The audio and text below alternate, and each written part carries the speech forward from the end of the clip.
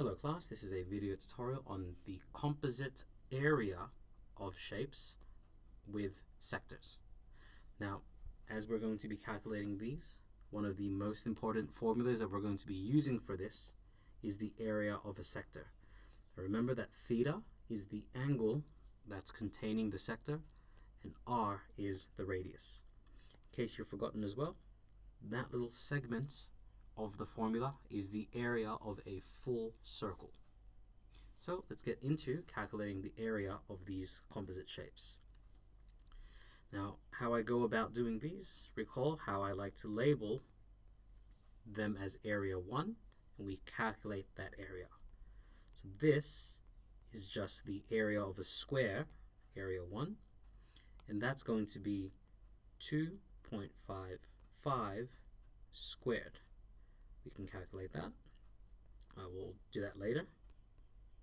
And area 2 is this sector. Notice how since this is 90 degrees, this one here is also 90 degrees. So applying this formula, we get 90 on 360 times pi, and the radius of this is the exact same, because if this is 2.55, this is also 2.55. So 2.55 squared. I'm going to rearrange this just so that it's all lined up. Now we can calculate this. So it'll be 2.55 squared and 90 over 360 times pi r squared. This gives us 6.5025, and this one is 5.107, etc. And now the total area, we just call it A, is just taking the sum of these two areas. So area 1 plus area 2, we get the full area of 11.61. 11.61. This is in centimeters, so it's centimeter squared, and that again is rounding off to 2 decimal places. Okay, so let's move on to the next shape. This one, I hope you can see, we have a rectangle and a full circle. We have a half circle here and a half circle here. Together, they will make one full circle. So to calculate this, I say area 1. Let's start with the easier one.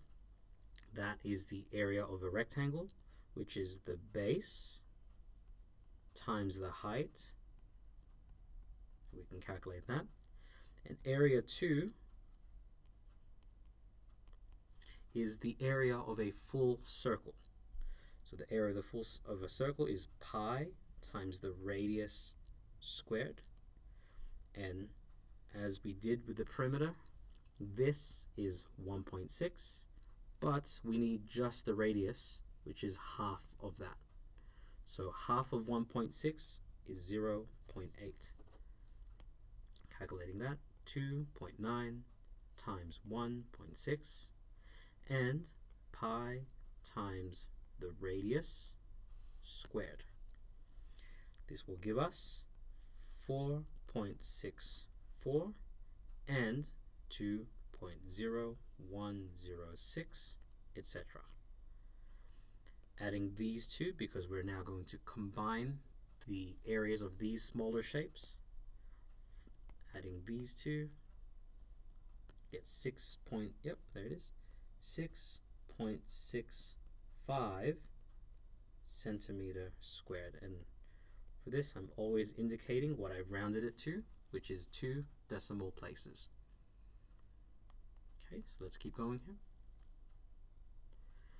So for this next shape, hope you can see we have a triangle and a half circle again. So area 1, let's label that as that half circle. Now for the half circle, the angle in the middle of a half circle is 180 over 360 times pi And the radius of this, like we did before, since this is an equilateral triangle, if this is 4.8, this is also 4.8. But we don't need the diameter of this circle. We need half of that, which makes the radius. So half of this is 2.4, and we square that. As for area 2, the area of a triangle is half the base times the height. Well, the base of this, as you can see, the base and the height, this is the base and the height would be this. But the height is 4.2 and its base is its base is 4.8 and its height is 4.2. So base times height, let's move this over a little bit, the height of 4.2. Calculating all of this, 180 on 360 times pi radius squared, and the area of a triangle, half base times height. We get 9.047 and 10.08. So the total area of this, adding our two areas together, we will get 19.13. So 19.13 meter squared, and this is rounded off to 2 decimal places. Alright, so this is the first half of our area problems. I'll see you in the next video where we tackle the final 3 examples here. Hope to see you then, and best of luck.